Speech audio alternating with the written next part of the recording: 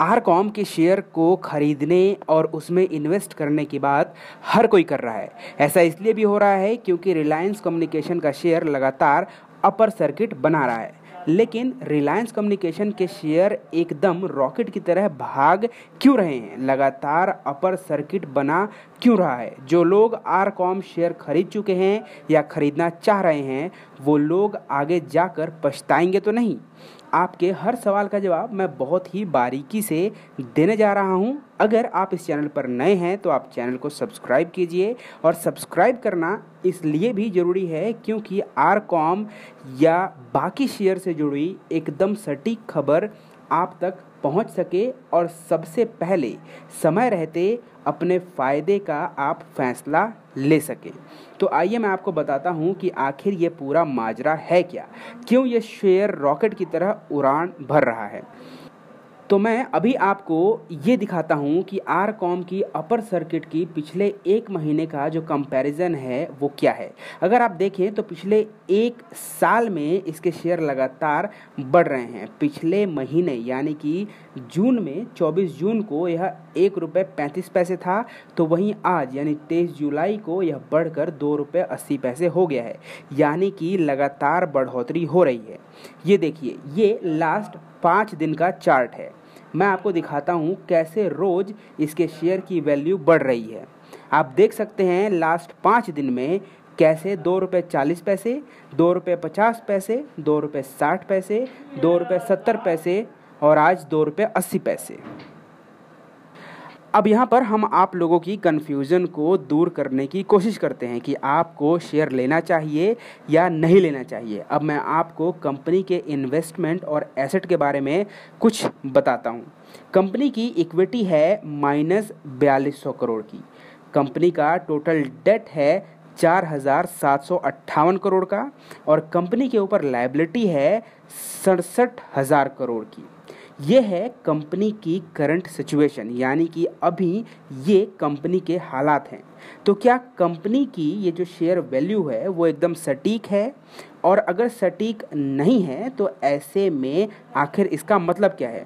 हम ₹2.80 की शेयर के हिसाब से अगर कैलकुलेट करते हैं तो कंपनी को लगभग 140 करोड़ की अर्निंग करनी होगी इस फिजिकल ईयर तक, और इसके बाद इनको देखकर हम यह कह सकते हैं कि कंपनी का ये जो शेयर वैल्यू है वो जायज़ है।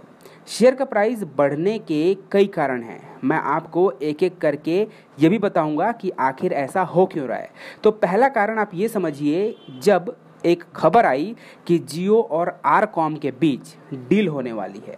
दूसरा, अनिल अंबानी की एक खबर थी कुछ महीने पहले जिसमें उन्होंने कहा था कि प्रमोटर अपना स्टेक रिलायंस इंफ्रा और रिलायंस पावर में बढ़ाना चाहते हैं, जिसका सीधा असर रिलायंस कम्युनिकेशन पर भी पड़ेगा। और ये जो खबर थी, इस खबर ने इस पूरे शेयर मार्केट को और रिलायंस कॉम के शेयर को काफ़ी ज़्यादा पॉजिटिव पॉइंट दिया, जिसके बाद भी शेयर में लगातार उछाल आना शुरू रहा और बढ़ता ही चला गया।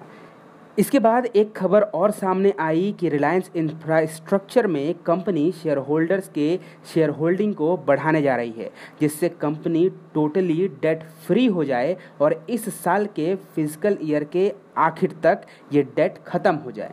ये जो खबर आई उसके बाद इसका बहुत बड़ा असर हुआ। अब हुआ ये कि जब अनिल अंबानी ने इसकी घोषणा की तो लोगों को भरोसा हुआ कि अगर ऐसा हुआ तो अभी शेयर बहुत सस्ता है और बाद में यह बहुत ज़्यादा बढ़ जाएगा।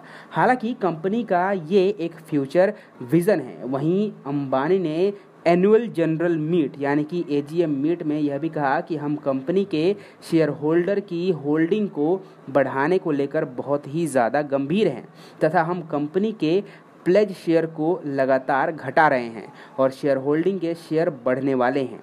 आगे उन्होंने कहा कि कंपनी के पास 65,000 करोड़ का एसेट है। कंपनी का नेट वर्थ है 11,000 करोड़ का, कैश फ्लो है 5,000 करोड़ का। कंपनी को बाकी अलग से यानी कि लगभग पिछले 5 से 10 साल में जो रिकवरी करनी है अमाउंट, वो है लगभग 60,000 करोड़ रुपए। और इस खबर ने ताबड़तोड़ तरीके से काम किया और मार्केट ने इसका बहुत ज़्यादा पॉजिटिव रिस्पॉन्स दिया। अनिल अंबानी ने आगे बात करते हुए ये भी बताया कि रिलायंस अनिल अंबानी अपनी सारी कंपनियों के एसेट्स को हटाकर आरकॉम पर फोकस करना चाहते हैं। वो अपने बाकी एसेट्स को बेचकर कंपनी को डेट फ्री करने के साथ साथ कंपनी को और ज़्यादा ग्रोथ करवाना चाहते हैं और वो इसी कंपनी को आगे बढ़ाना चाहते हैं। इसके साथ ही अनिल अंबानी ने यह भी कहा कि कंपनी कोल माइनिंग भी सेटअप करने जा रही है। इतने सारे स्टेप्स लेने के बाद बहुत हद तक यह संभव है कि कंपनी के शेयर 30 से 40% तो अभी बढ़ेंगे, आगे और भी बढ़ने की पूरी संभावना है। अगर कंपनी का सारा प्लान सक्सेस हो जाता है तो ये ₹2.40 का शेयर लगभग 70 से 80 रुपये तक जा सकता है।